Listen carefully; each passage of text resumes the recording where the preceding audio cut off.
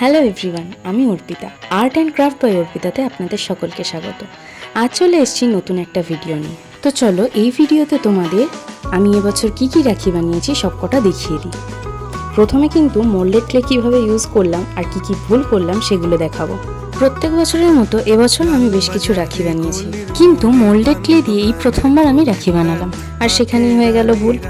প্রথম কোনো কিছু করতে গেলে ভুল আমাদের হয়েই থাকে, আর আমিও সেই ভুল করে বসলাম। মোল্ডেড ক্লেতে যে বেশি পরিমাণ পাউডার ইউজ করা যায় না সেটা আমার জানা ছিল না। বেশি পরিমাণে পাউডার ইউজ করার ফলে মোল্ডেড ক্লেটা কিছুক্ষণের মধ্যেই অনেকটা শক্ত হয়ে যায়, আর সেখানেই সমস্যা তৈরি হয়। শেষের দিকে অনেকটা কষ্ট করেই আমাকে ক্লেগুলোকে কাট করতে হয়, আর শেপ দিতে গিয়েও একটু প্রবলেম তো হয়েছেই।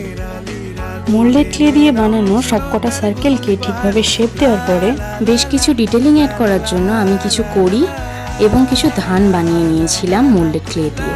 তারপর সেগুলোকে ভালোভাবে কালার করে নিয়ে সেগুলো শুকানোর পরে ভার্নিশ অ্যাপ্লাই করে নিয়েছি।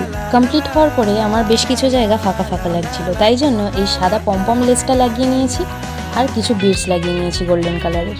তো এই হচ্ছে এবছরের সবকটা রাখি। তোমাদের কোনটা সব থেকে ভালো লাগছে আমাকে অবশ্যই কমেন্ট করে জানিও। আর হ্যাঁ, লাইক কমেন্ট শেয়ার করতে কিন্তু ভুলে যেও না। দেখা হবে আবার নতুন কোনো ভিডিওতে। ততক্ষণের জন্য টাটা।